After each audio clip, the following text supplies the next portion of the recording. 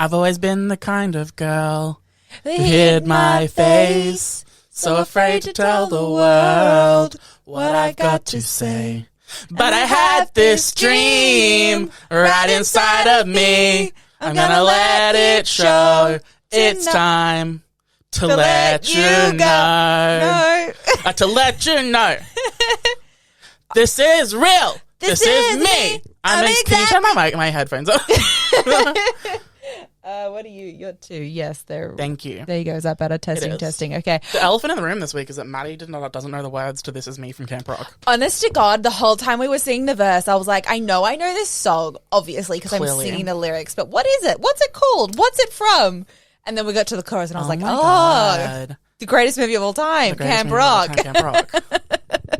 Camp Rock 2. Camp Rock 2. Well. Oh my God, which is basically a fanfic movie. Camp Rock is basically a fanfic movie. You know, the lowly, mundane person falling in love with a superstar. Is this how we're going to segue today, into? Yeah. Like 20 minutes ago, we got out of a session of Marry Me. We did, yes. So Same it's like concept. full circle. Yeah, it is full Wow. circle. See, subconsciously, my brain, you just knew. It did. I was going to say, did you plan this?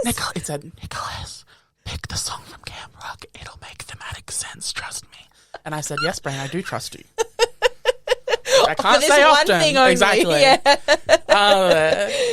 No, I actually had a real elephant in the room, and the real elephant in the room was people that listened to last week's pod, who I assume is most of the world's population. It was a great advertisement for Harness Creation. Was it? Yeah, which is your studio that we're now recording in with this crisp, beautiful audio. Because I have we recorded on Zoom. Yes, we did. But we record the audio separately. We do. From Zoom, so it's better quality. And I was making the most pops that have ever been popped in a microphone. It was like... It was so poppy. And then next to you, who's flawless audio, I was like, wow, if this isn't a great ad for actual go equipment. And record your podcast in a studio with actual soundproofing and microphones and professional equipment for the low price of, check the website. Stunning. Yeah. I personally... And that's what I had to say. Agree. Was that the elephant in the room? Yeah. Oh, okay. Cute. Well, check the website. Check the website. How are you, Maddie? I'm good. How are you, Nick? Yeah, I'm not bad. Not bad. Cute. Nick drove all the way down here very early so that we could go to a 10 a.m. session of Marry Me. I know, it's so weird going to the movies during the day, I won't lie. So weird. Although I also was really appreciating the fact that I was like, oh my God, thank God I get to skip whole part of the day being in the dark and the cool. It's true, but then the movie theater was fucking hot. I disagree. I think it was a perfect temperature, but Nicholas you would was be wrong. sweating. Stupid. He came out and went to the bathroom, and then he came out of the bathroom. He was like, I had to put water on my hair. No, that's not what happened. I used basically what happened. 80 hand towels to dry myself off because I was so sweaty in the head. That sounds like a rap song. Knees weak, arms spaghetti, head sweaty. I am Eminem. The guys who performed at the halftime at the half bowl at the Super Bowl, the halftime at the Super Bowl. I was one of them. Me. I think you actually, Eminem. That was a better song. NNN. That sounds worse because it just sounds like triple N. NNN. It does. Wow. Or is that better then? No, it's worse. Oh. Okay. I mean, I would avoid a copyright lawsuit, so maybe. Yeah. Anyway, so Okay, look moving forward on. to our review of Marry Me later in the episode. Oh, I thought it was going to be imminent. No, I feel like we have to do... I feel like this is going to be a short episode. I don't know why. Okay. I get the vibe. Okay. I get the vibe. Okay, the I feel like it's vibe. going to be short and sweet. Okay. Short by short, I mean an hour. Short for us.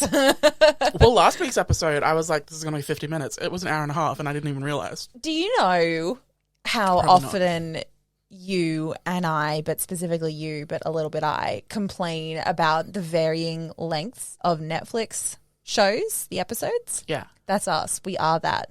No, because we're allowed to. That rule applies to everyone but us. Podcasts are a new medium, okay?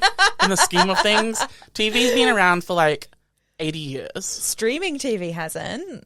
But television has. But streaming It's television not my fault hasn't. that an hour-length TV was capped at 45 minutes. That is ideal. It's not my fault that the collective subconscious said, yes, a television episode that is a dramatic hour is 45 minutes long. I think 45 minutes is good. Like, It's the perfect length. longer than that, and it does start to get a bit like, oh, I'm just watching a movie. Any longer than that, and you're dragging it out. You really are. You need to be able to tell the story in 45 And minutes. just dragging it out for the sake of dragging it out impacts the quality of the show. Speaking of dragging it out, the fact that they actively referenced Game of Thrones in the movie today, even though right. Sam was in it. I didn't even pick up on John that. Bradley. It took me out of the movie completely. That was about 3/4 of the way through, and it was at that point I was like, this movie's, it's done. I'm out. I can't. Oh, I didn't even pick up on that. That's wild. Yeah, oof.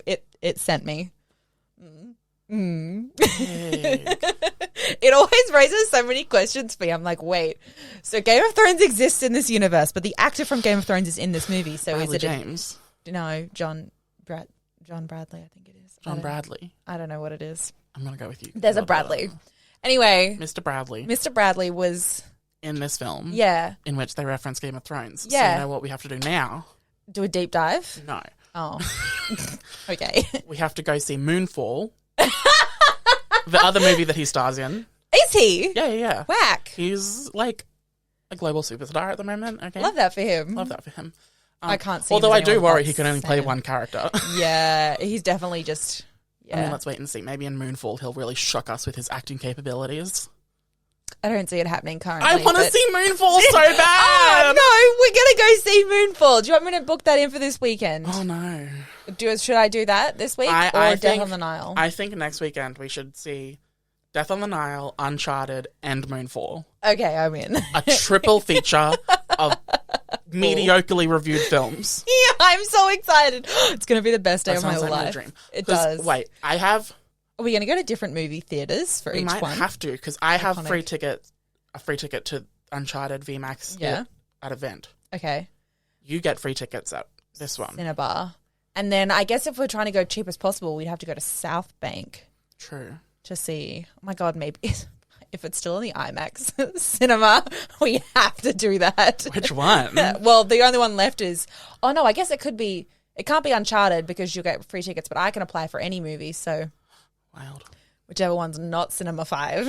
Okay, Oh my wow. God, there's so much to Sorry. unpack. Everyone is listening to us organize our personal lives. No, you should be organising your personal lives with us, yeah.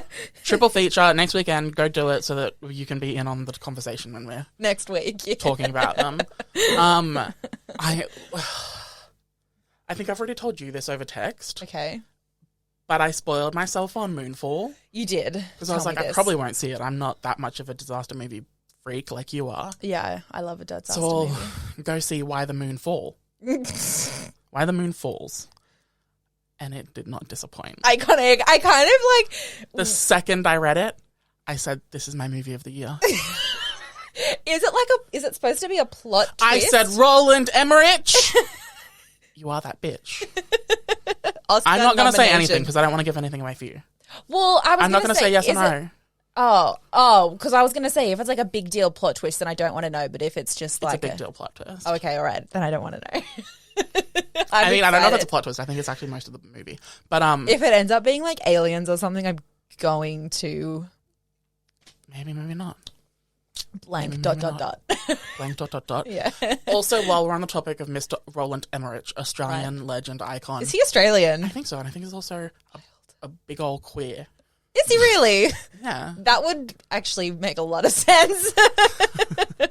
I'm finding out now. I find it so motherfucking hilarious that this man said, Oh, I'm doing press for my new film, Moonfall. Moonfall. I'm going to take aim at superhero Marvel movies, a notoriously rabid fan base, Yes. and say those movies are repetitive. Well, I mean, he's right. But But the calling the kettle yeah, black. that's also very true. This is Mr. Roland Emmerich, who's almost exclusively directed disaster movies or war movies for the last 20 years. And if you want to talk about repetitive, How about that Rotten Tomatoes score for the last 10 movies you've done? That's a bit repetitive. Oh my God, Nicholas, you don't even like Marvel movies that much. Pisses me off. Because, okay, wait, I have this theory. Is like a lack of self-awareness, but he's also correct. So lack of self-awareness. Okay, but then you see people like Martin Scorsese or Quentin I saw this week. Yeah. I saw this week. I was like, are we pointing out people who make repetitive movies? Is Francis Ford Coppola dead? I have no idea. The guy who directed The Godfather? I have no idea. Let me find out. Can you Google that? Because I'm pretty sure it was him. Roland Emmerich is gay, by the way, and is he Australian? I don't know about that, but he did do a massive expose 2015 why being gay in Hollywood has been easy. Because he's white. Was that the whole article? I don't know. I'm too scared to why click being on gay in Hollywood has been easy. I'm white. Start of article. I'm white. End of article. Yeah. That's the whole thing. Yeah, truth. I can pretend I'm not. No, I'm pretty sure the director of The Godfather or one of the Godfather movies this week said Marvel movies are just like they're dumb fun, you know? Again, he's right. And I will not make He's fun of German. that. Oh, that's embarrassing for me. Is he German Australian? I don't think so. It just says German. What if it said like Austrian and I just put an L in there? Born Stuttgart, Germany. Read the rest. Oh, fine. Anyway, the gay stuff makes sense. Wait. What? Oh, no. Oh, my God. I thought it said he was married to a woman. I was like, but he's outwardly gay. But no, it's fine. Yeah, if it's like an actual director who's done stuff like The Godfather, in that case, I'm like, yeah, you can criticize Marvel movies. There is no reference whatsoever to him living in Australia. Well, I don't know where that came from, but... Me either. Whatever. What's his name? Francis what? I'm Googling. Oh, sorry, I took so long. Francis Ford Coppola. Yeah, he's alive. He looks like he makes movies, doesn't he? He does. Old white guy. Classic. Old white guy. This is why it's easy for an old white guy in Hollywood. Article idea.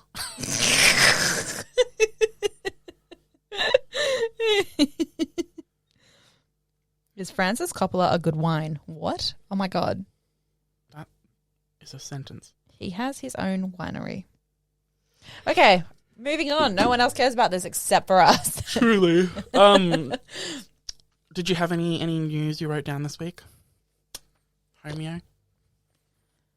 Well, most of the news I've been receiving is about everyone being scared that Russia's going to invade the Ukraine, which I've actively tried to avoid because I'm pretending that's not happening until it happens. Fair. Yes, so. Look, I'm not that well educated on the topic, but my absolute number one favorite thing about it is that Mr. Putin keeps saying, yo, I'm removing my forces. They're coming back to me. Forgetting that satellite images exist. And we can live stream, Insta Live, see him moving his forces forward. That's so fucking funny. It's like kind of big dick energy. Yeah. This bitch. It's like you know that we know you're lying, but like you're gonna lie anyway. Work it, queen. That's so funny. See, no, I've definitely just been on the side. Well, see, I'm mostly only on TikTok these days, and so pretty much all of the stuff I see about it is just people being like, World War III, not looking forward to being conscripted. Do you remember 2020 started with World War III rumors? I do remember that. Yes, I remember very clearly because I was hiking in Nepal and they shot down that plane, I think it was, or killed the guy. And Mum and I were like, 2019. Are we going to fly back home because World War III has started? That's right. Yeah. Little did we know. That it was fine? That it was fine and also COVID was about to happen. Oh, yeah, true. Fine. Love World Wars. Yeah. Love to be a part of one someday. Don't even. I'm joking. I was just using an office quote, okay? Well, no, actually. Love inside jokes. One of the... Love to be a part of one someday. Shut just up, so people let me don't finish. think I'm actively Wanna a be warmonger. drafted, yeah. Okay. Oh, No. bitch, if drafts was still happening, like if, what's it called? Conscription Conscription was still happening, I would be fucked. I mean, it 100%. I'd be like, I have a disability and it's called happen. being gay. Well, in America, it's illegal to be conscripted if you're gay. So I don't know if that's the same here. Maybe America does some things right. Yeah, well, that's what everyone's like on TikTok. They're like, well, thank God I'm gay. Every straight person is like, boom. Well, and then all of the women are like, ugh, feminism? Don't know her. Yeah. I'll just be in the kitchen making a sandwich. Yeah, I'll wait for you to come home. Iconic. Literally, though, guys, I do not want to go to war. Is that not everyone's dream? What? To be the wife of whose husband's going to war so that they can, like, sit at the kitchen window, like, stare out lean against longingly. it. When will my husband return from the war? I mean, I feel like theoretically, It's so, like, traumatic. it sounds like a good idea until you're only eating like potato pills because there's no food left, and then it'd be a bit like, ugh, maybe I should have died 2 years ago. Potato pills, wow. Yeah, Very- that's like a thing. That's a thing. Like, you drop it in and it turns into mashed potato? No, that as in that's all they have access to. What's a potato pill? A potato peel, like the peel of a potato. See, this is the problem with living in Australia. Because, yeah, well, I mean, this was definitely a thing that happened. No, I mean, you say England. potato peel, I hear potato pill. That- Peel pill. that Peel pill. too. It's like trying to say, I went and saw the movie Dune. June. No, it's February. No, it's Dune. Well, I honestly have not made a decision on how to actually say Dune. Dune. I know. You have to say it as Dune. Yeah. With like an American inflection because otherwise it's June. It's weird. It's difficult. It's a difficult one for us. It is. How do Americans say it? Dune. Dune. Dune. Dune. Yeah, because they were the Americans are the ones who were making the memes like, what are you doing in my swamp? Dune in my swamp. Shrek memes. That was Americans. So. What are you doing? I'm on the wrong Dune. side of the internet if I don't Dune. get Shrek They say Dune. memes. Okay. We say June. June. June. July. Dune. Okay, all right, moving on. Then no one will get confused. Dune. Dune. Dune. That makes sense. Definitely. Sorry to you. Okay, we've been going for 15 minutes and we've gotten through so fuck. much already. Oh, I was going to say we've gone through nothing already. Are you kidding? We covered World War III. And you're Roland like, Emmerich? I'm so scared that my life is in danger. And I'm like, yeah, but what about Shrek? But more important things to worry Come about. on, worry about. That's And true. you were like, let's talk about war. And I was like, let's not. yeah, let's steer away from that conversation. Okay, did you see this week that Stranger Things has a premiere date? No, I didn't. The only thing I've heard about this is the one thing that you texted me saying the That's episodes right. were going to be 2 hours long, to which I was like, I'm out. So for the full context of the story, it's been 3 years since season 3.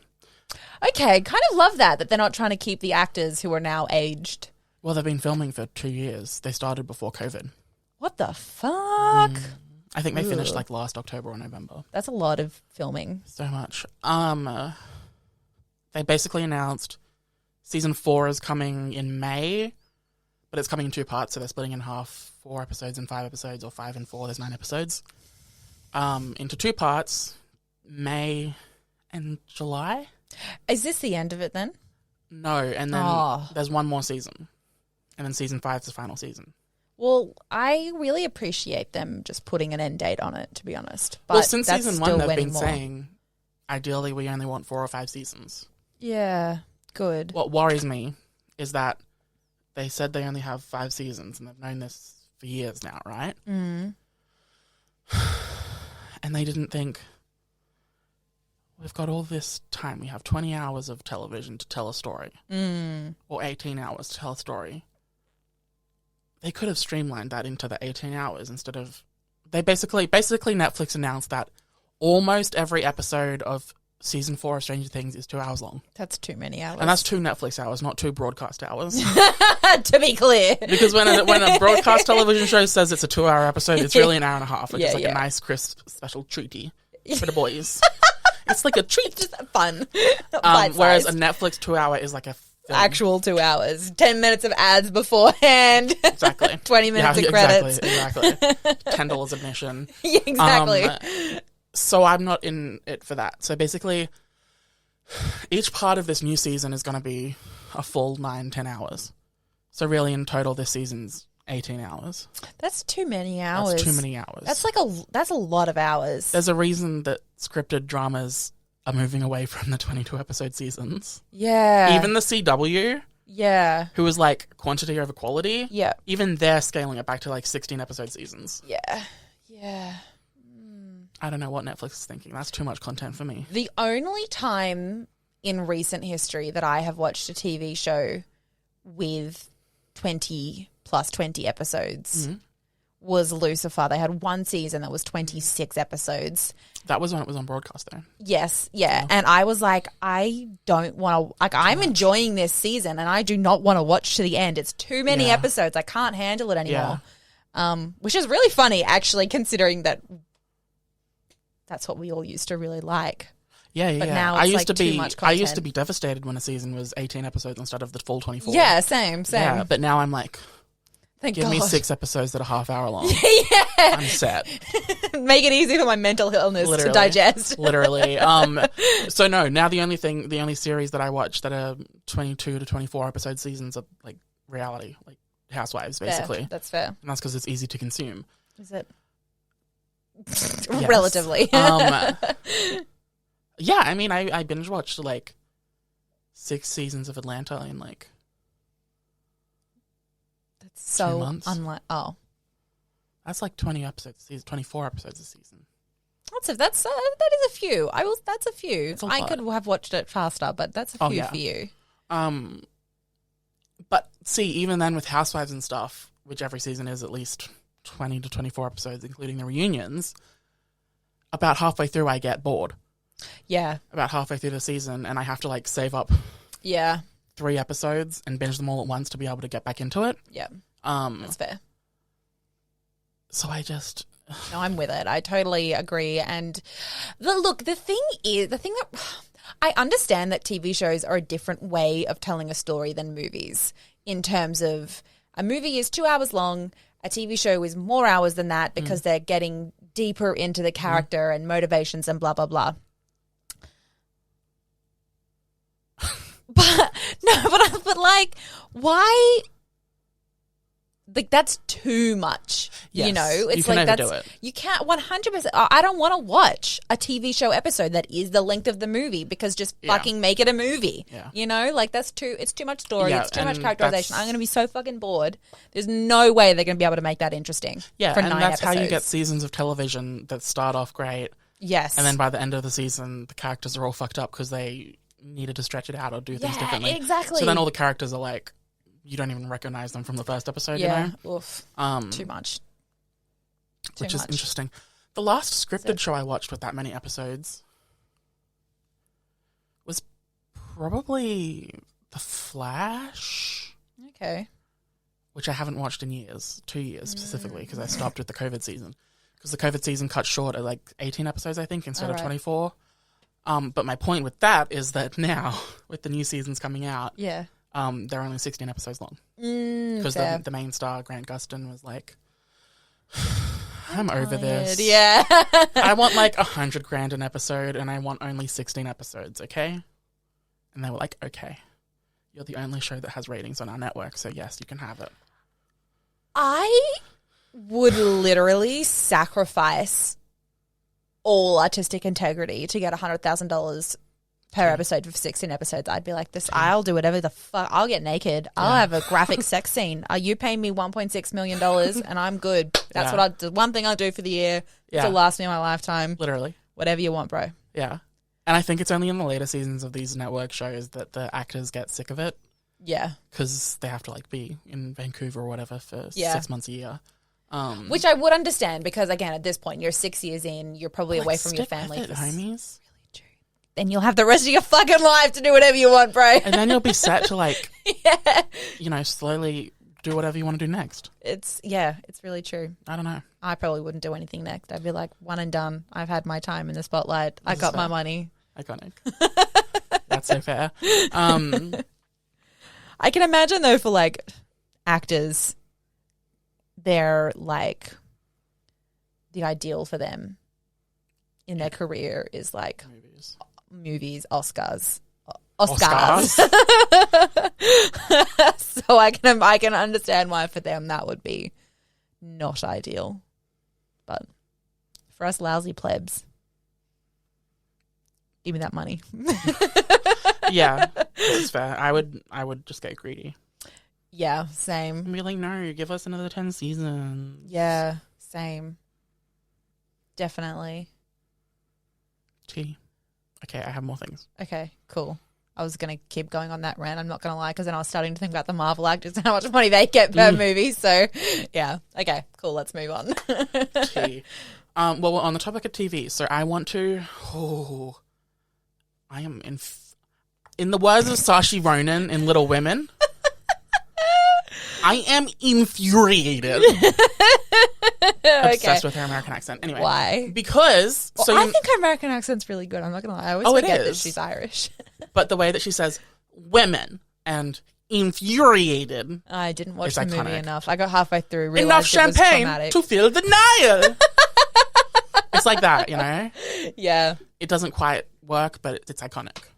But it does. Yeah. Anyway, no, I'm infuriated because you know how MTV, Jeff Davis, Paramount Plus, they're doing the MTV movie? No. Oh, The Teen Wolf movie? Teen Wolf, yeah. The Teen Wolf movie. Yes, I did know that. They announced which cast members are returning this week. Who? All the bad ones? Well, so the only 3 leads that didn't sign on, Dylan O'Brien, Tyler Hoechlin, and wait, no, Arden we're not. Cho. Oh, sorry. Who was it? Arden Cho. Arden Cho. The one female POC ever to be a series regular on this show. The only other POC in the entire series is Tyler. Whack. Who's half Mexican or whatever. That's a lot of white people. Well, you're thinking of 6 seasons that started in like 2010 or whatever. Like, whatever. But no, get fucking this. Did they say why Arden Cho? Well, fucking get this. Oh, okay. I This is what this is am about. infuriated. Oh, no. They offered, even Crystal Reed is back as Allison. Really? So they're resurrecting her dead character because they said we don't have enough white people. And she was like, I should have taken the money when I had the chance Right. for the rest of the seasons. Right. And Bring that full circle. basically, like Shelley Hennig?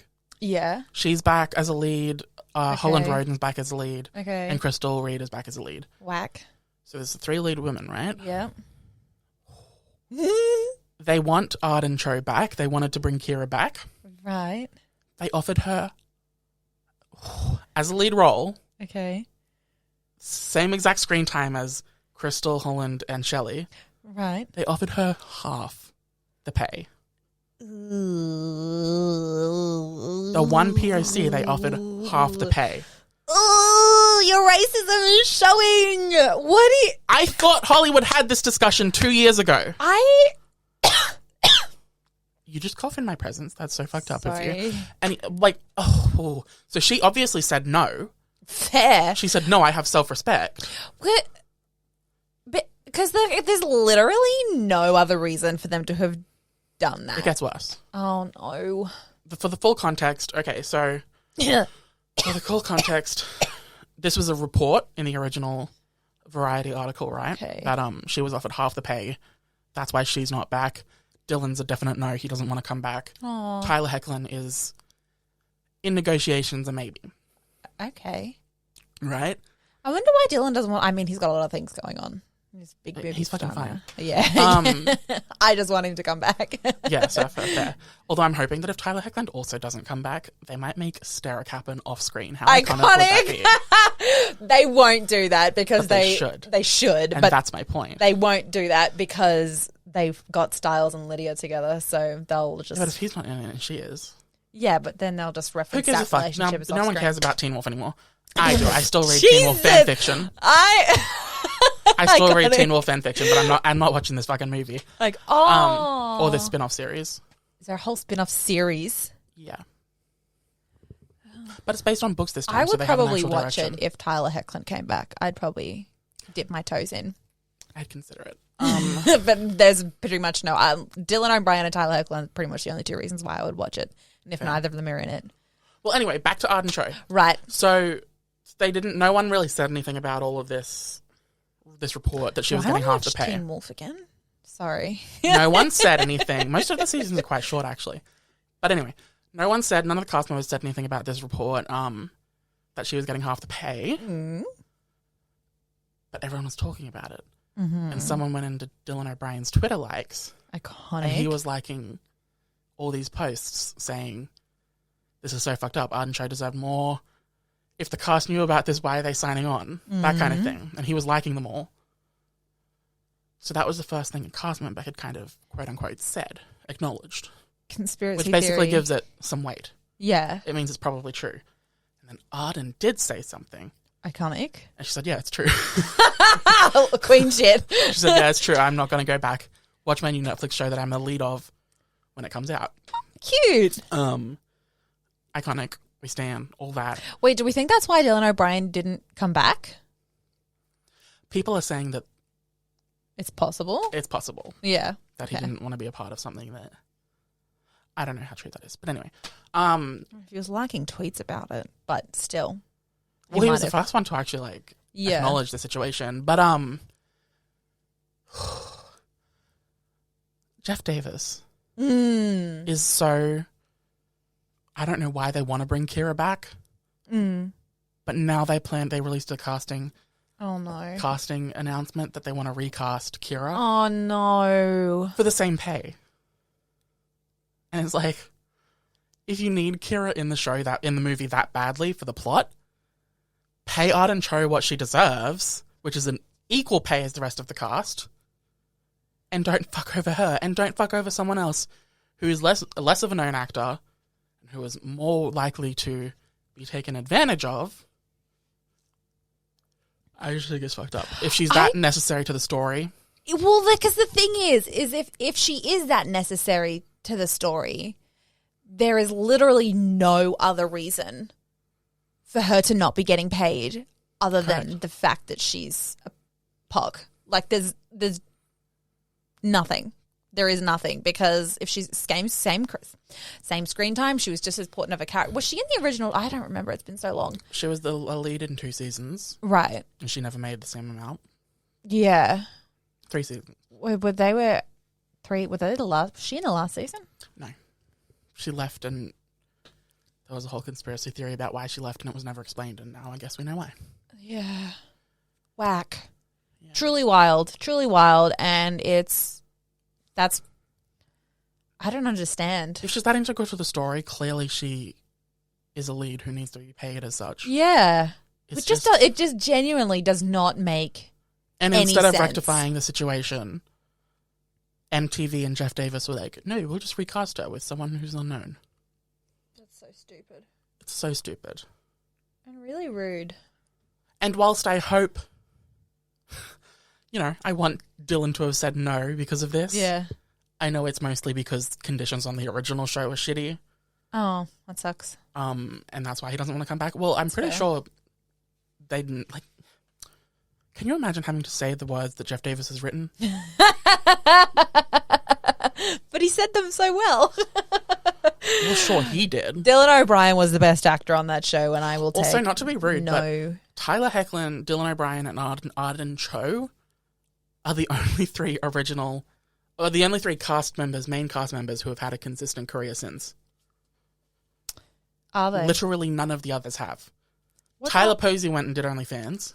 That's so fucking funny still. It's still iconic, frankly. Truly. And truth or dare. Ellen Roden never did anything really. She was in the second escape room or something for 10 minutes. Colton Haynes he's coming back, by the way, and I didn't watch the last 10 episodes of season 6, but apparently him and one of the twin werewolves are gay for each other. Yeah. Did you not watch any of those episodes? No, because that's dumb. No, it was like a full on. He was in a committed he never showed. Whatever. No, it was like.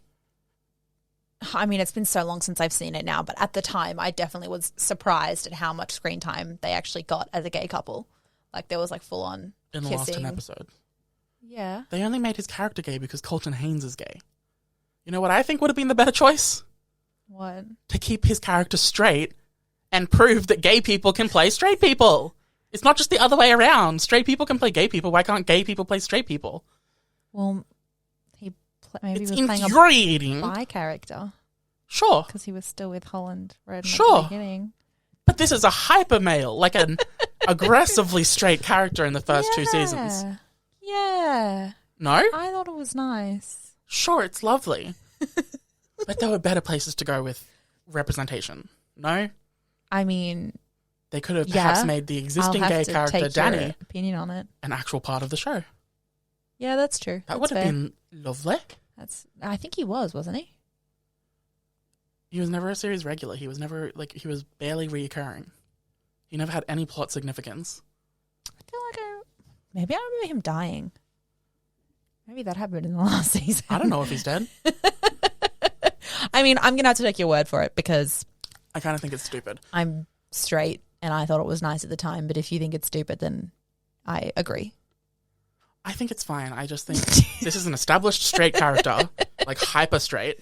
Yeah. Why not prove that gay people can play? Because Colton Haynes came out a year before the final season aired. Yeah. And they're like, well, let's bring him back. But since Colton's gay now, let's make the character gay. It's like, ugh. I mean, I understand where you're coming from. I think it's dumb. Name gay people in Hollywood that are allowed to play straight. Literally name any. But Name one. I don't really... A single one. I, honest to God, couldn't even name any gay Hollywood people except for Christian Stewart. I just don't keep up with people's sexualities.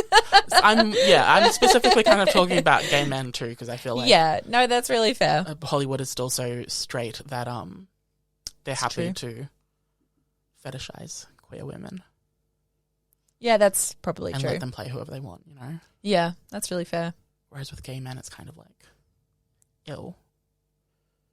Gays kissing on my screen? Ew. You know? Yeah, that's probably, that's true. I would agree with that, I feel like. You should feel like.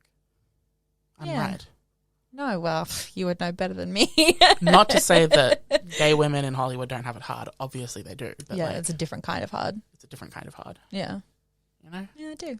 Yeah. Well, that got... I think gay women in Hollywood aren't taken seriously. Yeah.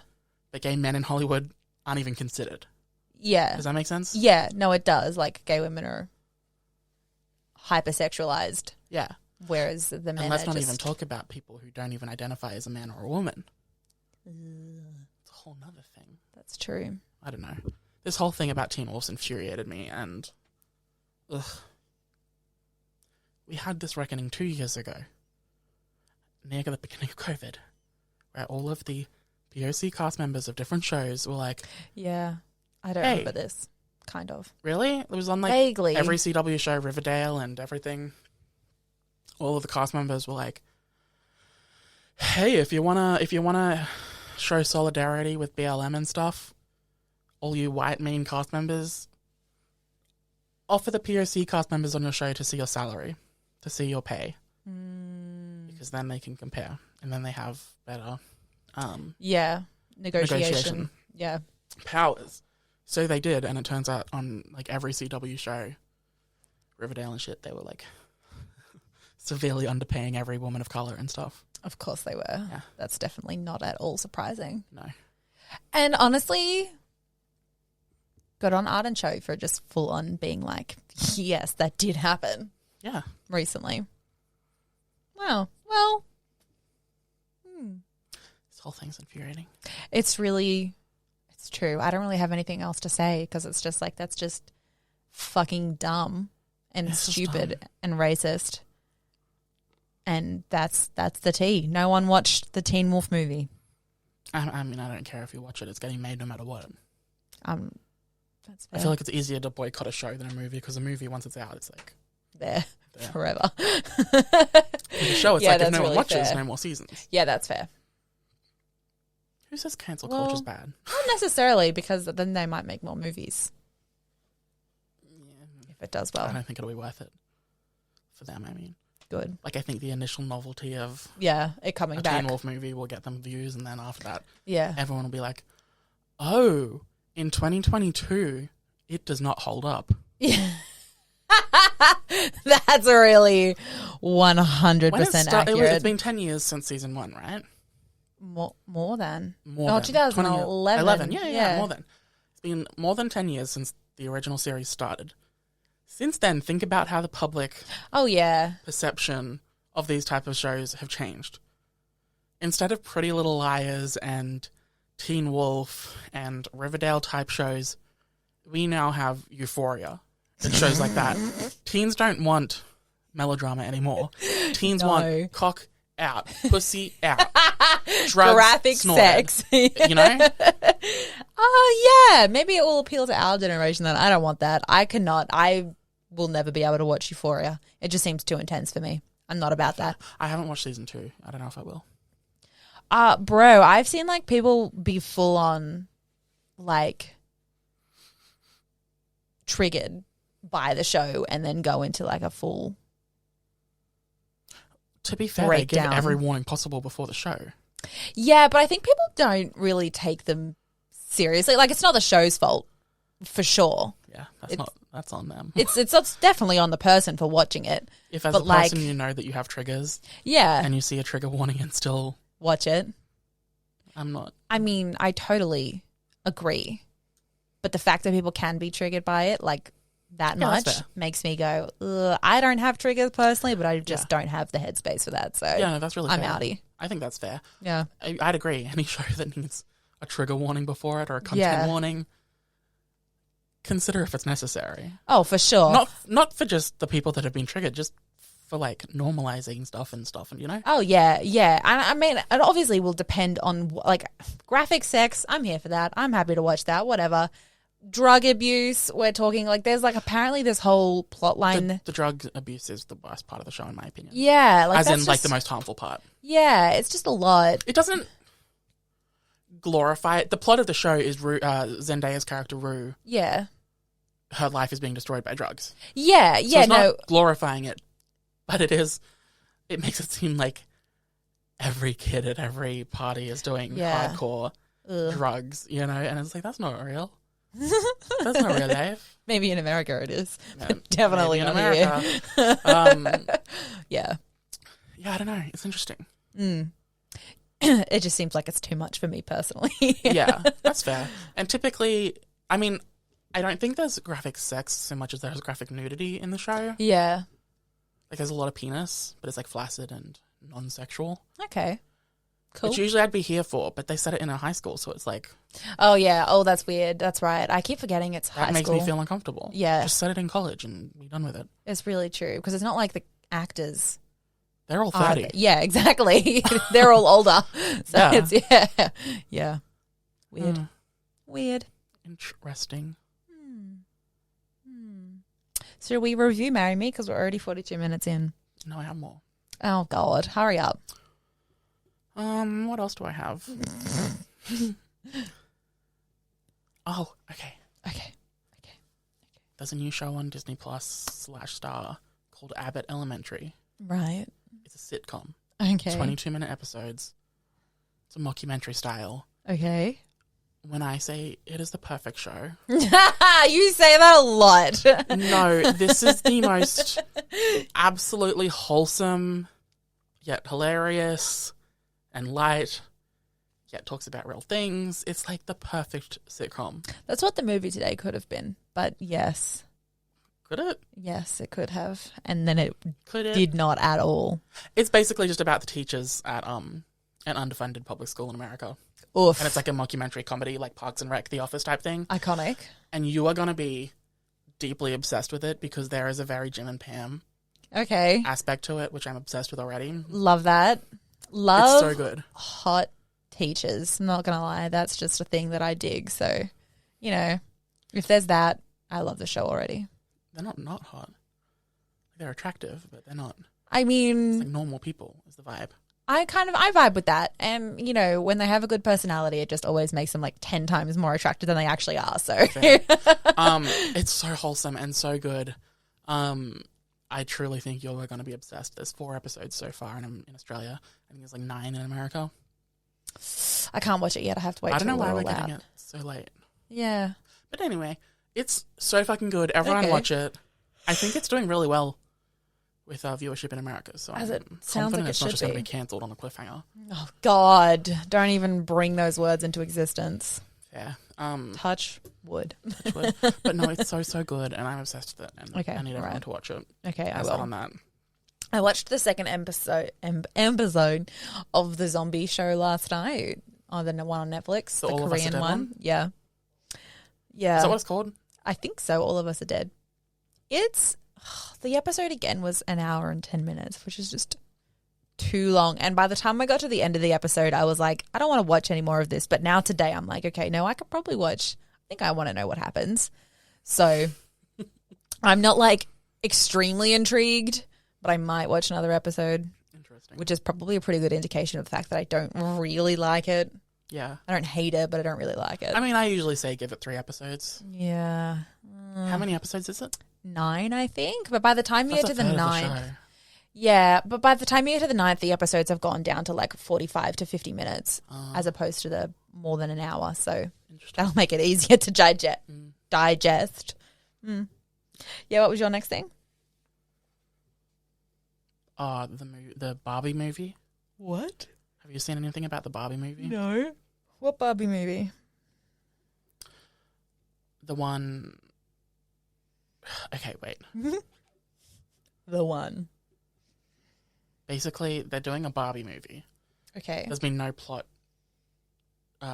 like description or anything yet. Right.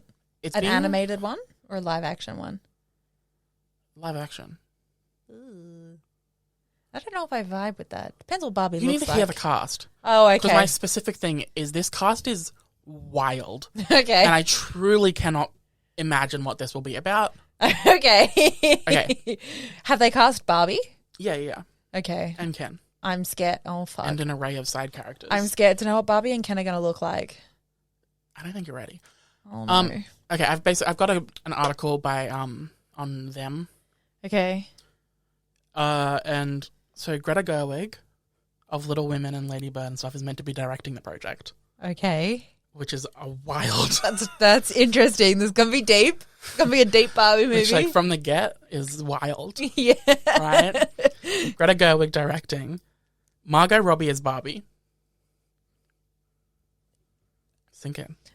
Okay, stop. No. Wait, no. Ryan Gosling is Ken. And then do you want to hear all the supporting cast? Well, members? wait a second, because why are they so old? And I mean, they're not old, but when I think of I know what you Barbie, I mean, think like of like 20. 20, Yeah. 15, you know, like Yeah. young. Is this supposed to be an adult Barbie? We don't know. Literally nothing has come out. But for the stars that have signed on, it has to have some quality that's iconic. Wait, imagine if there's a graphic sex scene. Between Barbie and Ken where they just bump bumps together. Yes, I'm into it. Okay, yeah. Okay. So also stars Kate McKinnon. Okay. So thinking comedy. Okay. Is it does she have a name? No. Okay. Okay, do you want to hear who else? Unnamed character. Yep. Simu Liu from Shang-Chi. Okay. I'm loving the diversity. America Ferrera from Ugly Betty and What Superstore. the fuck? Yeah. Yeah. Yeah. Yeah. Greta Gerwig directing. Oh, wait, they cast more people. Barbie movie cast. Those are some choices. I would say I don't feel like I've ever seen Margot Robbie in a comedy, but definitely Ryan Gosling. I feel like I have. The Nice Guys, that was pretty funny. Oh yeah, that was America Ferrera, she's also a comedy actress. Kate McKinnon, comedy actress. So it Okay. has to be going to be. They've released just the logline. Oh God. The logline says, "A doll living in Barbie Land is expelled for not being perfect enough and sets off on an adventure in the real world. A live-action feature film based on the popular line of Barbie toys." Is it going to start as an animation like Enchanted and then? Iconic. Like, what even is this cast? I'm seeing it. Okay, so Well, my next question was, tell me what you think this movie is. okay, no, I'm like from that log line. I'm actually feeling very much like it's almost going to be Enchanted-esque, but not necessarily the romance side. Okay, so Barbie and Ken are living in their ideal fantasy world in Toyland. And then... Or maybe Ken has to go looking for her. Okay, I'm not really sure where Ken fits into it, so I just definitely assumed that he was going to be there in the beginning. But Maybe Ken, he's the I villain. don't know where Ken falls here. Barbie is, you know, I think that everyone sees her as perfect, but she doesn't feel perfect. So she's like, I'm going to go on an adventure to find myself. And that's where she runs. She goes out into the real world, and that's where she finds Kate McKinnon and America Ferrera, who are like imperfect women, Like or where working it's at a magazine or something. No, definitely not work. No, they're going to be like, I'm picturing Kate McKinnon as a florist. America Ferrera as she's a tour guide. Oh my god, I assumed it would be like almost a workplace comedy. No, I don't think so. And like the love interest is like Simu Liu or something. Oh, that's right. He's They all definitely work- going to be. They work at like a fashion house or something that's Barbie-esque. No, And she I thinks, well, I'm Barbie. I go there, I get a job. no. I'm going to be number one. No, I think. I'm a Barbie girl. No, shut up. I think Barbie's going to reject it all. That's what I think. It's. I think. gay? I think maybe. No, I don't think so. I think they're going to make Simu Liu the Love interest. love interest. Yeah. No, I think they're gonna go faux deep and try and prove that even Barbie is a real girl who, Interesting. you know, she's quirky too. She has weird likes, and she, you know, she's just a regular. She likes long walks on the beach and Regular. pina coladas. Pina colada You da know? da. I don't think they're going to go the fashion I do. lady route. They're going I to go think it's the going to be like a classic Amy Schumer comedy, like Trainwreck and stuff. maybe What's that'd be that? good. A graphic. Like I Feel Pretty. Yeah. Like set in a fashion house or something where I don't want it's like that. a rom-com-y type sitch where she's trying to find herself. Yeah. That's 100% what it's going to be. I hope it is. But I don't think fashion house. Maybe. But like That's elevated probably what because they'll Greta do. Gerwig Yeah. like shoot it on like 35mm film. Iconic. You know? Yeah. I'm here for it. I'm really attached to this idea now. I'm not going to, if the movie is not about this, it has to either, the Barbie movie. If the Barbie movie doesn't. Which plot? Us, what we're working Well, with I right said now. one thing and you said a different thing. They're very similar things. Are they? They are, because the whole she's leaves her world behind, and Ken, the perfect doll, to go out and find that she can do anything she wants to do. Yeah. And she's going to have a bunch of diverse friends. Yeah. And realize, you know, she doesn't have point. to just be the perfect Okay, so Barbie. in that vein, I think the next person to be cast will be an already famous black actress. Yeah, it's either going to be like Aquafina or Queen Latifah or something like that. That's the route they'll go. They were two very left field choices. No, that's what they're going to do. I think it's going to be someone 100%. like... Rihanna. I'd welcome that. No, I think it's going to be someone... Maybe a gay person. Who's a gay man in Hollywood? Dan Levy, but they'll I make can see him that. play the exact same. Character that is in and everything. Yeah, Yeah, I can see that. extremely overly stereotypedly gay. Yeah. Interesting. I kind of vibe with this idea. Like, if they do it right, it could be a really good movie. Yeah, I'm here for it. Yeah. TBH. Yeah. I'm excited. In 3 years from now, when it comes out, we're going to go see it opening day I agree. This is my most anticipated movie. of 2025. Yeah, I think the next two people to be cast is going to be like Issa Rae Okay. and like Dan Levy or something. Yeah. And it's going to get cancelled by the far right, by Republicans. Oh, 100. I mean, already. Because it's like, they're trying to diversify Barbie. Barbie. Just let her be. Yeah. Yeah. It's like, look, if Barbie wants to be an icon, Barbie's going to be an icon. Accurate. And know? also, let's be honest, Mattel have actually been extremely diverse with their Barbie dolls for like more than 10 years. Yeah. So, you know, one Pretty could good say for they it. pioneered. This could be the new Marvel. I'm into that. Barbie, you think Swan about Lake, Princess and the Pauper. You think about Margot it. Robbie, is she in But- all of them? I'm into it. Should be the No, next like, 20 okay, movies. because the only reason that the Marvel Universe has worked so well for Disney and stuff is because of the merchandise sales. Right. That's where they get 90% of their income. Okay. Like 90% of the Marvel movie profit is from selling toys. That doesn't make any sense. Their movies gross $1 billion. You would be surprised that $1 billion movie doesn't make as much as you would think. But their budgets are like 500 or 600 millions, which would... They're like 200 million budgets. So they made $800 billion. Minimum another $100 billion marketing. Yeah, that's plus true. Their salaries budget on top of doesn't that. usually include... Like, it's all... They obviously still make a fuck ton, but not as much as you would think. All right. But I'm telling you, 90% of Marvel profit comes from merchandise, toys, Okay. and clothes and stuff. Right. The reason that this Barbie movie could work Yes, for the same is reason. because of all the Barbie tie-in toys to the movie. Yeah, it's Right? really true. Because Barbie is already Immediately such an greenlight a sequel. established Immediately greenlight a spin-off. TV show. Pretty soon you've got the BCU. Okay? I want it so bad. I want it so BCU. bad. A BCU of like romantic comedies. I'm here for it. I So am here for it. here for it. Do you know a lot of the Barbie movies as well didn't really even have romantic storylines? I personally want the romance. I mean, I'm definitely here for that too, but you know. Do you Bratz remember? is next. Like, I loved the Bratz movies when I was younger. Good. Do you remember?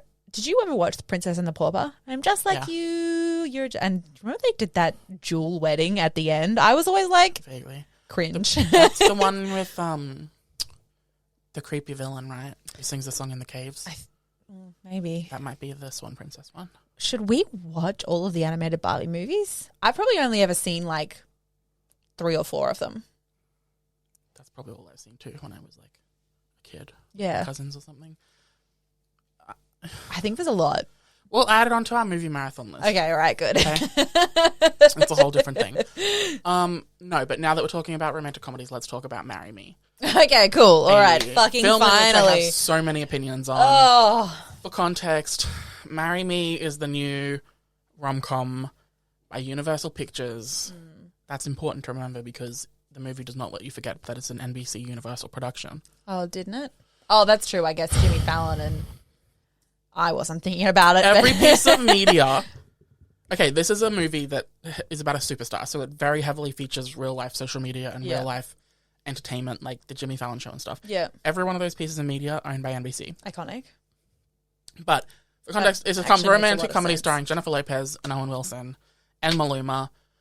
I just don't really see. Sorry to get right into it, but I don't really see Owen Wilson as the romantic lead. So I was like immediately taken out. What about in that Jennifer Aniston one? Don't know. Okay. Anyway, the movie everywhere is in some cinemas. In America, it's in cinemas and on Peacock, the streaming service. So, like, don't leave your house to go see it. Yes, if you don't have to. Yeah. Oh, I have so many thoughts. I wrote agree. my notes. I'm going to start and say that it was genuinely one of the worst written movies I've ever seen. It was such a poor screenplay in so many aspects. Like, the actual dialogue was terrible. Both of the main characters were vaguely unlikable. Jennifer Lopez had basically no agency the entire movie. Owen Wilson started making some really extreme demands towards the end. That's one of my big points is that. And I will say But that I first, still we need to liked talk it. about the most important Okay. thing in the movie. And that was a random Jamila Jamil cameo near the end. Oh my god! When I saw her, I was like, wait, is that who I think it is? Why? That was weird. Why? It was so weird. I mean, I vibed with Well, yeah, I liked her, it. but like, why? No, yeah. It was so random. And not to mention the chunk of the movie where Sarah Silverman's character just didn't exist anymore. Who's that? The best friend of Owen Wilson's best friend, the lesbian. Oh, That's Sarah Silverman, the comedian. And she was in the first 50 minutes. yeah. And then there was like a half-hour break where she just didn't exist. Was there? And then she was in the last 15 minutes again. See, I hardly even noticed that. Oh, interesting. Yeah. Oh. Wait, can we talk about one thing before we start this? Okay. And that is that I'm pretty sure this is the movie that was about to start filming when Armie Hammer got outed as a sexual assaulter and a cannibal. It's just so hard to say those words out. I tried to explain to Mackenzie the other day. He was, I I think he voiced. We were watching Cars 2 and he voiced a character in Cars 2, and when the credits came up and said Armie Hammer, I was like, that cannibal? And Mckinnon was cannibal? like, what? Like, that bro, cannibal? do you not remember when all those allegations came out that he was like a cannibal? And Mackenzie was like, no, I have no idea what you're talking about. So I had to like run it through with him. There was like a 1 week period where people genuinely thought that he killed, ate, and buried someone in the Los Angeles desert? No, I don't remember that. Shit was wild. They were like, oh my God. His house, something in his suburban area, someone went missing and they found a body buried, like the bones, and they never found the killer. What if it was Armie Hammer? And like it's genuinely picked up steam. Oh my God. Thank God. What the fuck? Anyway, this movie was about to start filming when that happened, and obviously he was fired. Obviously. And they just had to like randomly cast whoever was available, and it was Owen Wilson. Oh, weird. Yeah. That would have given the movie a completely different vibe to have that like traditionally handsome lead. Sorry, I'm so glad Owen he's Wilson. not. Oh yeah, yeah. Because I don't think I wouldn't have seen it not if to it be, had like, Armie flippant. Hammer. Not to be like flippant, but like not forgetting about all of these allegations. Yeah, he's still not a charming lead. that's really fair. I don't think he's. I see him very like as a very he's aggressive. the asshole ex in it. Yeah, He's not the lead. yeah. No, I see him as like a generally very aggressive type of actor and person. So I would agree with that. And also, every movie that he leads flops. So Jennifer Lopez doesn't deserve that. That's accurate. That's true. Literally, all of his movies flop. Just so you know, Good. I really liked The Man from U.N.C.L.E. flopped. That probably had less to do with him, though. Still flopped. It's hashtag flop. I totally agree. Otherwise, they would have made more movies. But yeah, Before we talk about the writing, because I think we have the same issues about the writing. probably. My It's other very notes. obvious. My other main note was that I kind of am obsessed with this movie purely because I have a conspiracy theory. Okay. And that theory is I think they wrote this movie, Marry Me, purely to make Jimmy Fallon look like a cunt. And they succeeded. The fact that NBC was like, Jimmy, you have to be in this movie or we're going to take you off the show. Iconic. And he was like, fine. And they're like, you're playing yourself. And he was like, fine. And then they handed him the script and he was just this monster of an asshole. Oh my God, truly. He was like this sexist piece of shit. Truly. I don't know if that's what he's like in real life. Yeah. But if the company that owns him is saying this is Jimmy. Yeah. I mean, that's definitely a choice for them to... So yeah, I'm convinced they wrote this entire movie just to shit on Jimmy Fallon, which I love. Hilarious. That's so damn funny. I mean, it was really... yeah. Yeah. The amount of times Jennifer already. Lopez was just sitting there watching an episode of The Tonight Show starring Jimmy Fallon, and Jimmy Fallon was like bullying her about her marriages and stuff. Yeah. What? Yeah. Couldn't they have done some diversity in the news programs she was Yeah, watching? it's really true. Just instead of piling up on Jimmy? That's so damn funny. Well, I think the thing about it is it's like, why do they have to keep making the point? Like, it was established very early on that people don't take her seriously as a musician because of her age and blah blah blah.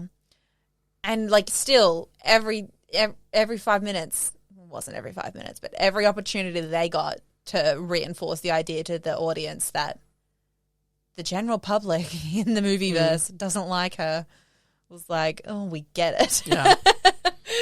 Which, speaking of, I don't know if you picked up on this, but there was a random, when Owen Wilson and Jennifer Lopez were like bonding, there was like a random thing where they were like trauma dumping. And she was like, oh yeah, and there was the sex tape. Yeah. And he was like, oh yeah, the sex tape. That was a lot. And then that was it. That was Nothing, a lot. they didn't expand on that. No. Nothing. And it was like, I'm sorry, I have so many issues with this. I'm not going to lie. I actually the thing that really pissed me off about it was, it was something completely different because she mentioned that her marriage to Owen Wilson was going to be her fourth marriage. Yeah. And then she was like, but then she met Bastian right after her second marriage ended. So I was like, well, who the fuck was the third husband? Oh, did they say that? Yeah, they said that. Oh, interesting. I reckon that was hella just a mistake. confused. Oh, yeah, so that's complete. And that was around the same time that they mentioned the sex tape because the second husband, I think. Yeah. So I got caught up in that. And I was like, that's iconic. Yeah. They forgot to just edit that. But why would they bring in this entirely... I would have watched a movie about a pop star whose sex tape leaked. Yeah. And they're trying to salvage their career. Yeah, exactly. Reputation. Yeah, it's true. But this was just a throwaway line that apparently didn't affect her at all. No, apparently not. Aside from the fact that she knew that he wasn't the man she was supposed to be with. Now she needed to continue on with her quest to find. And yeah, there's so many moments like that in the movie where it's like, we're going to drop this random bombshell that alone would have made a far superior film. But that's not this film. This film is a relatively straightforward romance until the end where we change it to a romantic comedy with like the ex who she might, you know? Yeah. I feel like they should have just forgotten about they didn't need the whole romantic comedy love triangle. The full hero's journey where they break up near the end and then get back together near the end. Do you know? I don't think they needed that. I saw a TikTok last night that was like, I get really frustrated with romance books because like 95% of the time, if the couple gets together in the beginning of the book, at the 75% mark, they break up. Yeah. And then there was a comment who was like, yeah, I always get to about the 60% mark and start to get really anxious because I'm like, well, I know what's coming up. And that literally happened to me in this movie. They were together. Everything was going well. Sweaty. I was like, we're about to get to the 75% mark. They're going to break up. I don't like that. Sweaty. Yeah. That is how you write a romantic comedy. I'm out. I don't like that. I dare you to go watch any romantic comedy. Oh, that I is know. what happens. I know. It's infuriating. It's infuriating. Give me the couple who faces a hardship and then works so through much it more together. exactly. It would have been so much more solid as a film if it was just a straight romance. It's really true. They didn't need to break them up and it didn't really make much sense because like what happened was Owen Wilson breaks up with Jennifer Lopez being like, we don't belong together. Let's get into the plot now. Yeah. Okay, well, I'm still talking about this though. Well, this is the screenwriting. This is one of my notes is So he just randomly breaks up with her. He randomly breaks the implication. The implications. But it's never the international implications that But it's never expressly said is that he breaks up with her because he thinks that Jennifer Lopez either wants to be or should be back together with Bastian. Well, it's heavily implied that jealousy is the driving factor. Yeah. Right? His major flaw. That's not even true. Throughout the entire movie up to this point, the 70% mark, his major flaw is that he doesn't fit into this rich and fabulous, famous lifestyle, right? That's the famous flaw. You think that's what's going to break him up. Yeah. And textually, in the text, that is why they break up. Yeah, exactly. He says the words, I don't belong with this. Yes. Yep. But the implications, and let's be real, they're not subtle. No, they're not subtle. By implications, I mean the clear reason for it based on the looks and the everything. Yeah. Is that he's jealous. Is jealous, yeah. So as a viewer who's not brain dead, you can extrapolate that his major flaw is that he's jealous. Yeah. And by the end of the film, in the last 20 minutes, he's going to get over his jealousy. Yes. She's going to... Yeah. What was her flaw? None. She was perfect. Her flaw was, she relies too much on other people. That was her flaw. Well, and according to the writers. Yeah. Well, according to the and writers. that she cared too much about what everyone was kind of thinking about her. Oh, no, her major flaw was that she cared that she got nominated for a Grammy. Yeah, apparently. Yeah. Anyway, but then how it ends, so he breaks up with her, says, I don't fit anymore. We go, well, it's because you're jealous. And then she's the one who then has to make amends. It made no sense. It makes no sense. Absolutely. It actually really frustrated me because I was like, she didn't do anything wrong. No, like, she did not do anything inherently wrong. She didn't In fact, she was very accommodating. She was extremely was accommodating. Very, very aware of his emotions and feelings. She was. She kept checking up on him. She did. And even when, like, it became clear to everyone, including her, that he was jealous of what was going on, she still was like, I promise, like, it's all good. We're fine. On stage, they didn't even do anything. Bastian, like, reached out to her to touch her face, and she, like, stepped back. It's like, she's done everything she fucking can. Like, she's good, you know? Yeah. you're breaking up with her because you're jealous. But then they just never addressed it. They just made it out like she was the one who was at fault. Like, that's what... Correct. And that is why you were correct. And this movie was... bad. A faux feminist film. Exactly. They were like, yes, this is about feminism. Yeah. In reality, it was like, no. She's the one who's a fuck up. Yeah. Despite the fact that she did nothing wrong. Did nothing wrong. Objectively. I feel like a Republican would watch this and be like, what did she do? Yeah. You know? It's really true. And I feel like it's really interesting because it's actually quite a common trope, this whole like celebrity with a normal person. But usually the roles are flipped. Yeah. And it's that the man is the celebrity. Yeah. The woman is the normal person. And then it's actually almost always the same conflict too. She feels like she doesn't fit in. She might get jealous. But then he's then the one who has to apologize. And on paper, that is the plot. And in paper, in this film, it is the plot. Yeah, exactly. But again, they do heavily imply that it's actually jealousy. Yes. Well, they 100%. I feel like it's almost addressed, you know, when he kind of like butts in when they're celebrating the Grammy nom, and then she takes him outside to talk about it, and he's like, no, I'm just being a jerk. Because he's a fragile little man. Yeah. It's really true. He was not likable. I'm sorry, but if your movie makes Owen Wilson unlikable, yeah, I see. And the issue is that's actually the second thing that happened. Like, if that was the one isolated incident, I'd be like, okay, this is just bad writing, but whatever. The character's not necessarily a throwaway. Can I guess? Yeah. I think the other issue, which is the issue I also had, is that halfway through the movie when they're bonding, he says, you're too connected to your phone and you care too much about stuff. Well, and that you're not self-sufficient. You need to change. Yeah. Well, the thing he said was like, you're not self-sufficient, which was fucked up.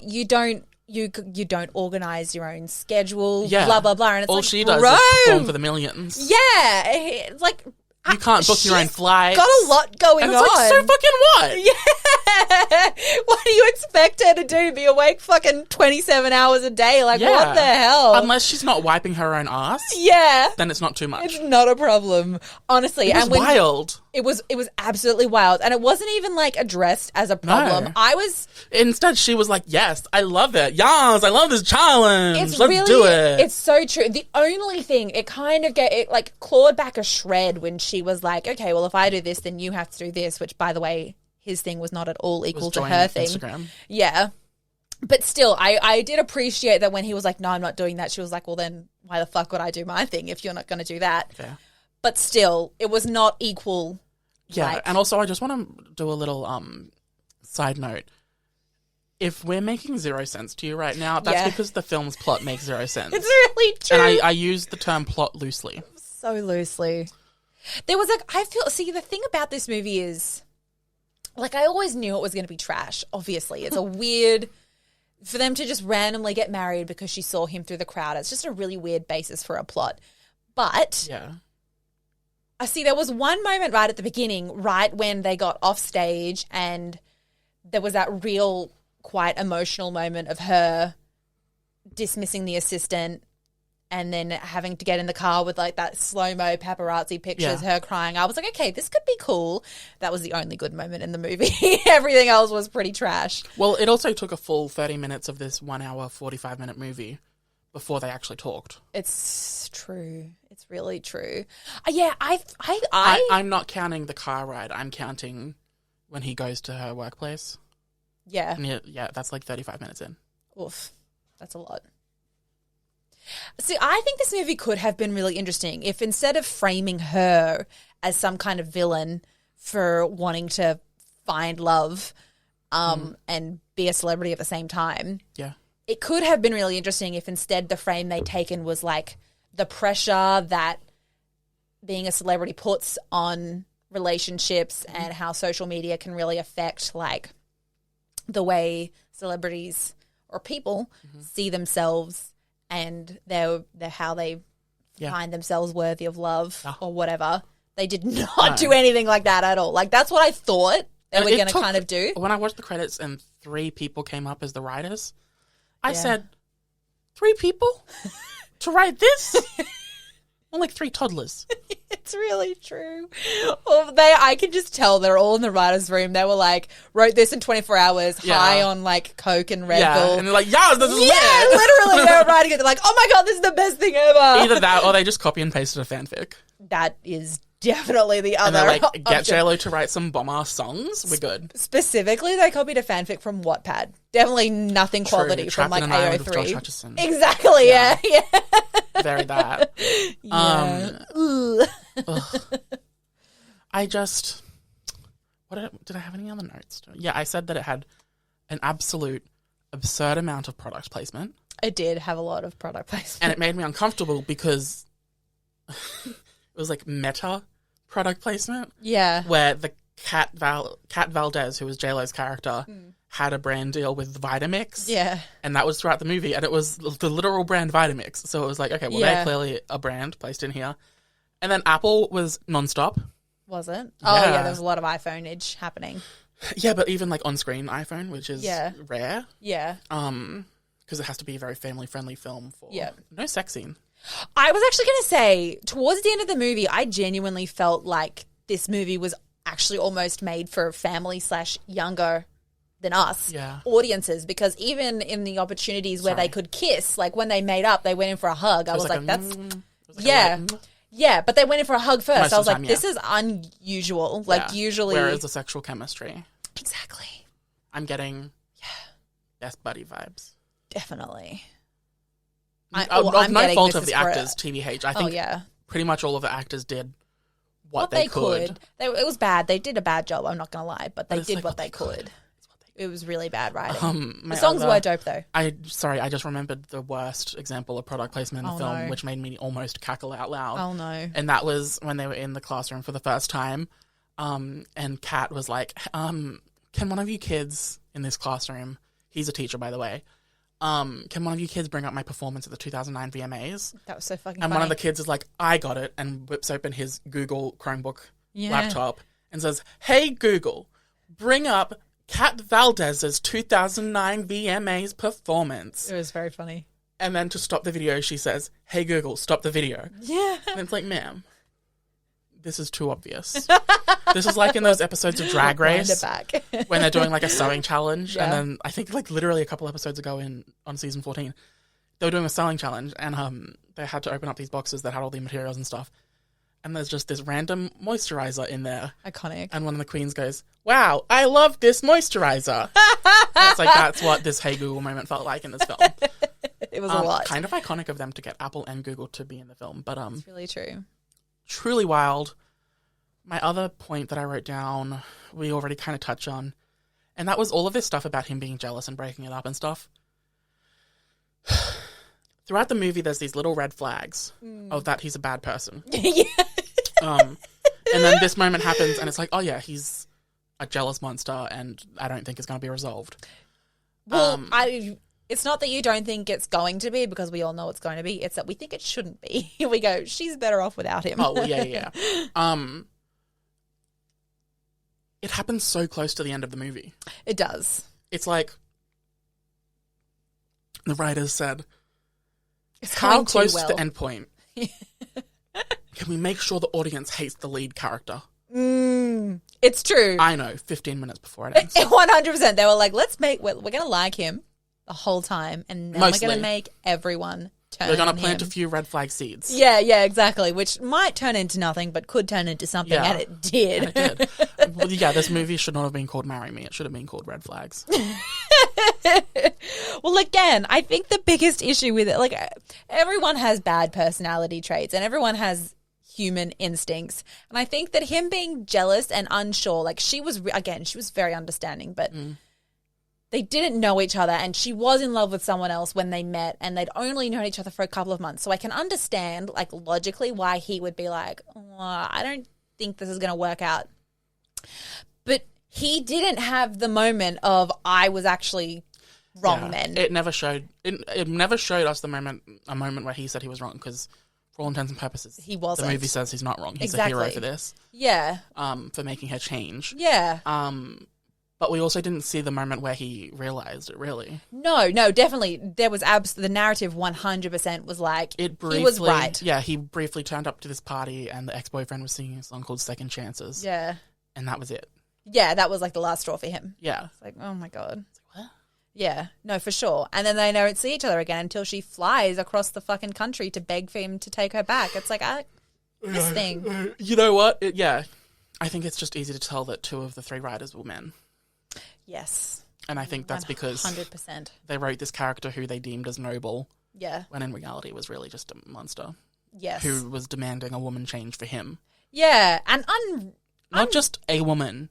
The a woman. Severely successful woman. Yeah, it's really true. It's really true. And there was genuinely, she wasn't even like over obsessed with work or anything. No, that was never a problem. There was absolutely no arrogance, no egotism. She was not at any point like, oh my God, being a celebrity is the be all end all. There was absolutely not, like, she was a very likable and character. Every time that he asked her to get rid of the documentary guy or turn off the phone, she did. Yeah. It was literally never an issue. Never an issue. Never, ever, ever. Until halfway through the movie when he says, change your personality, stop doing this. Yeah. And she says, okay, sweetie. It's really true. Okay, daddy. God. You know? Don't make it sexy. I just... Yeah. Anyway, I loved this movie. So much. Despite all of that, it was pretty charming. It had its own kind of like... I think she was really likable. Yeah. You know, she was I don't really... think J-Lo cannot be. That's really fair. No, it was cute. The songs were fucking dope. The songs were very good, yeah. The songs were really, really good. Yeah. I agree. The songs were very good. Sorry, I've been away from my microphone. I've been hyped up. You can move the microphone. No, I literally just forgot that we were recording a podcast because I was venting so much about this movie. Yeah. But no, I did like it. I just spent 30 minutes shitting on it, but it's like surface level enjoyable. Well, I just had an epiphany. Sorry. What? Go. I think this movie is so very early to mid 2000s rom-com. It's really true. It gets this, but with 2000 and 2022 makeup and styling and music. Yeah. Which, by the way, she goes, I've been in this career for like 20 or 30 years, whatever. Did she? Well, that's what the assumption is. She's in her 40s, 50s, whatever. I think they said upwards of 35. They didn't even say... Well, he said that because they can't say women of mid-40s. Because then... Oh, interesting. It's too specific. I don't fucking know. But, no, anyway, so I assume she's in her 40s in this. Is the implication that I got. Okay. She's been in this business for like 20 years, whatever, 15 years. And she says... This was my favorite song off my very first album. Yeah. You kids probably wouldn't know it because it's so old. And then she belts out this hyper-modern song. Yeah. Well, see, the thing that took me out there was that everyone knew the words. Well, there's that. But they could have written a song that had more of an early 2000s, like... I mean, they could have, but why would they? Synth-pop vibe or something. I don't know, like, made more sense, you know? Yeah. I don't think it was very... from an album 20 years ago. I don't think anyone aside from you would pick up on that. I definitely didn't. Oh, well, that annoyed me. But I think plot-wise, this movie was very 2000s in that it's that classic.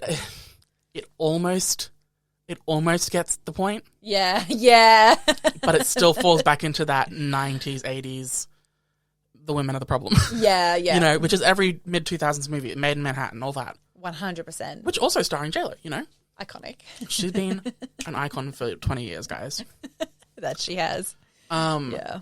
Wow. Okay, so that leads me to believe that this movie was written in 2002. And it's been possible. In the development pipeline since. They needed to find the perfect actress. Yeah. The perfect actor who then got accused of cannibalism. Yeah. So they had to scramble and give us Owen Wilson. Yeah, I think this movie was very 2000s. That's my final thought. I agree. Like, it's those kinds of tropes, you know? Yeah. Yeah. Yeah. I think that's also probably why I like it. Probably. Because it throws me back to those mid-2000s rom-coms. That's really fair. You know, every Jennifer Aniston, every J-Lo movie, Monster-in-Law, you know? I think everyone just really likes the idea of, like, attracting somebody that is so out of their league and so unrealistic in everyday circumstances that they're just like, yeah, this is a great movie, you know? I do. It's Well, that's why it's based on fanfic. Sure. Fan fiction is fan fiction for a reason. That's true. It's what we wanted it to happen. Exactly. You know? Yeah, no, I do know. But I mean, that's why it's like, and all of those early 2000s movies are like that. Exactly, yeah. Yeah. Actually, speaking of 2000s movies, you know the action-adventure movies of the mid-2000s, like National Treasure and stuff? Yeah, that was good. Apparently Uncharted's like them. So Okay. I'm very, like a globe-trotting, straight-up adventure movie. I'm Which is what I loved about Jungle Cruise last year.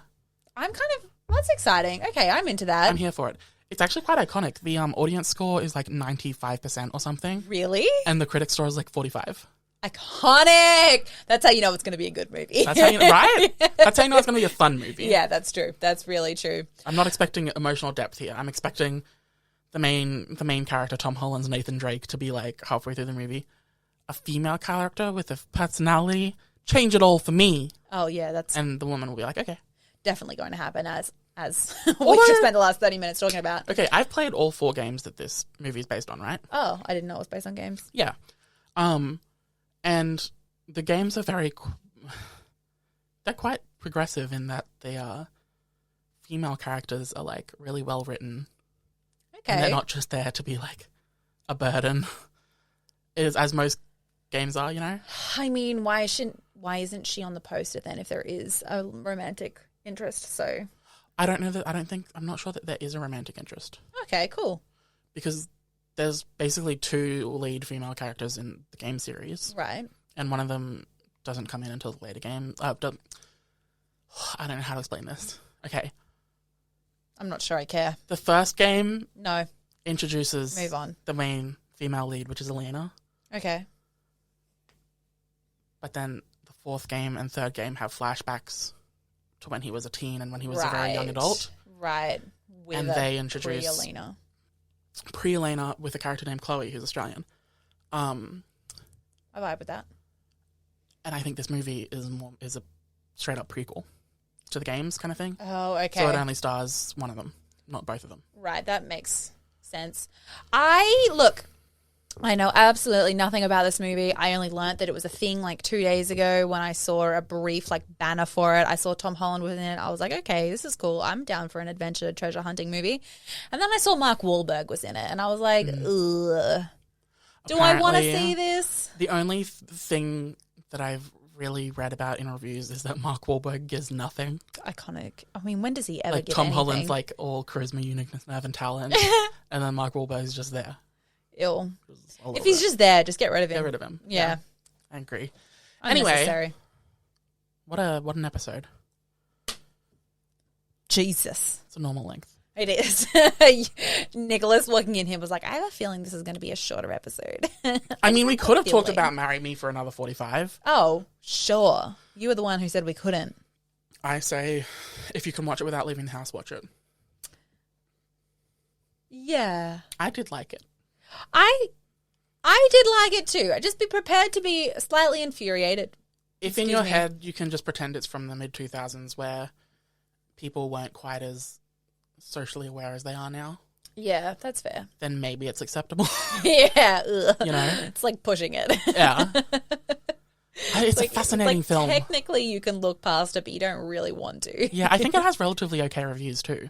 Interesting. Because we didn't even talk about the fact that it is a fanfic movie, but it takes itself quite seriously. It does. Which is why I thought it was going to touch on serious topics. And it didn't. But it did not.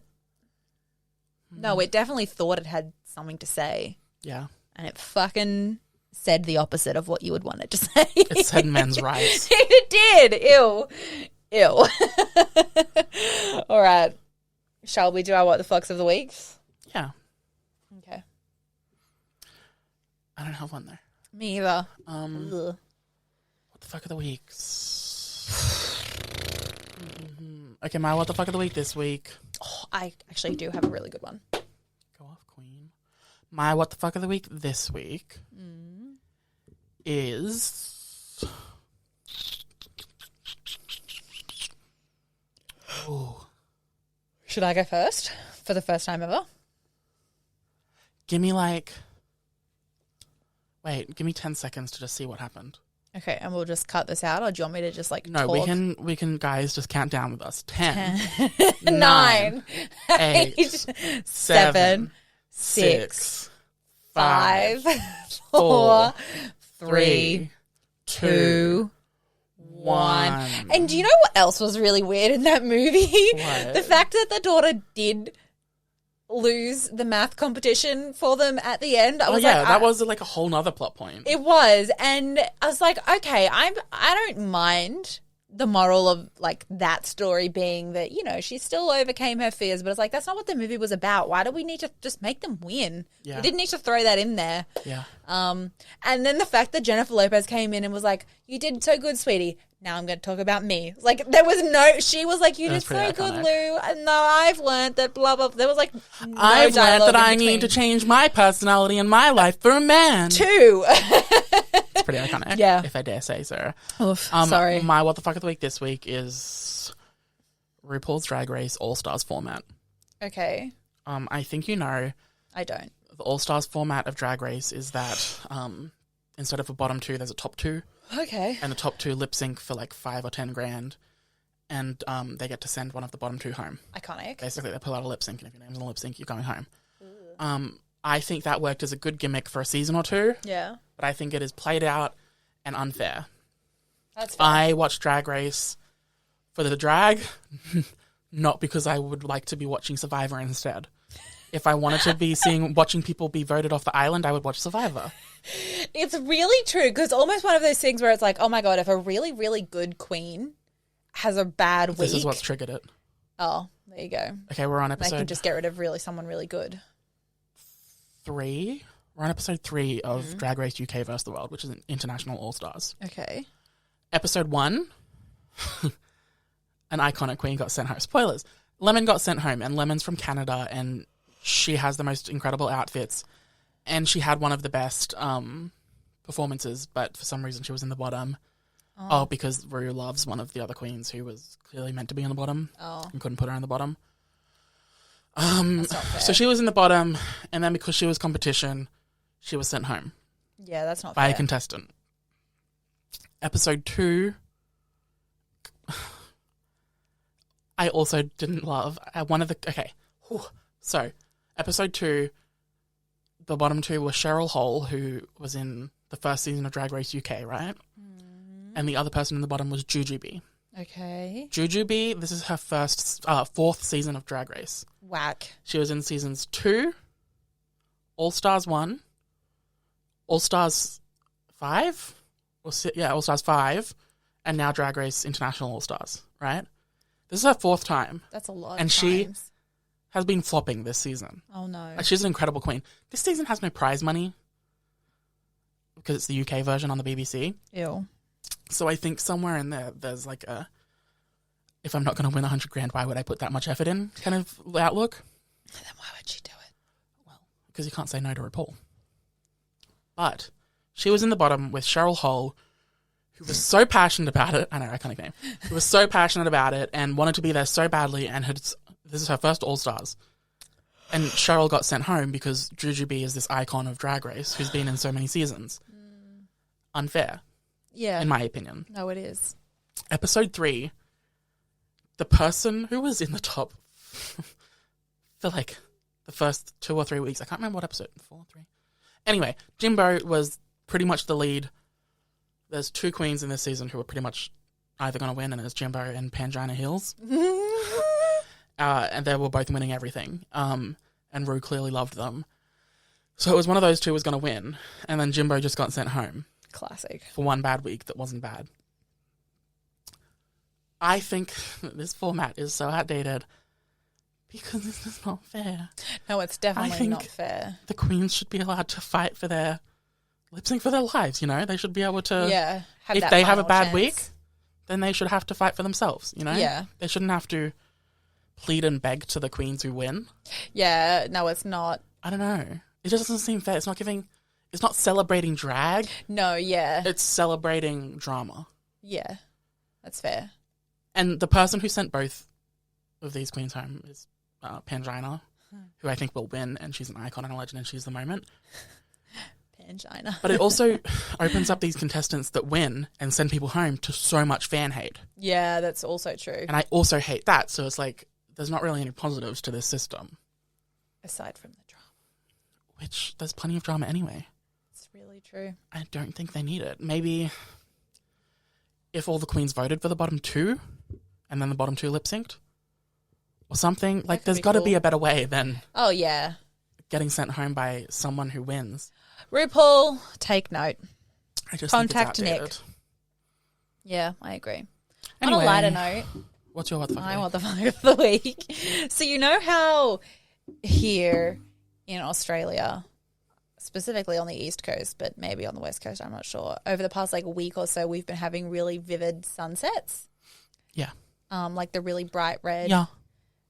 Yeah, anyway, I learned know that. What that was about the other day because I've been seeing people talk about it. They're like, why are we getting such intense sunsets at the moment? Anyway, it is because, do you remember, I mean, you do, the volcanic eruption on Tonga a month ago? Yeah. So basically we're seeing like the sunset is being refracted through all of the volcanic ash in the atmosphere. So what it's like, it's made its whole travel around the world and it's now back at Australia, which is why this week we're seeing it. That seems fake. It's not. I said read it. It was in a news article. By what, Sky News? No, I think maybe it was The Guardian. There was a whole like scientist person. Wild. Yeah. That seems so not true. But that's so much of nature. Nature just shouldn't exist, I honestly. mean, it might not be true, but no, like, I believe you. I read it in a real article. I promise I didn't but see it on that's so TikTok. wild. I wonder if it's like the smoke refracting it or if it's like the chemicals. I honestly do not remember what it was specifically, but I just remember A, that it was from the explosion because I was like, what? And B, that it was because it had already made one whole circumference around the globe and was back here. What an icon. Yeah. That's a lot to unpack. It is a lot to unpack, and that's exciting. Okay. Jessica Watson could never. No, she could not. She in could 1 never month. make it around the world. What did she do? She sailed from like one side of the world to the other?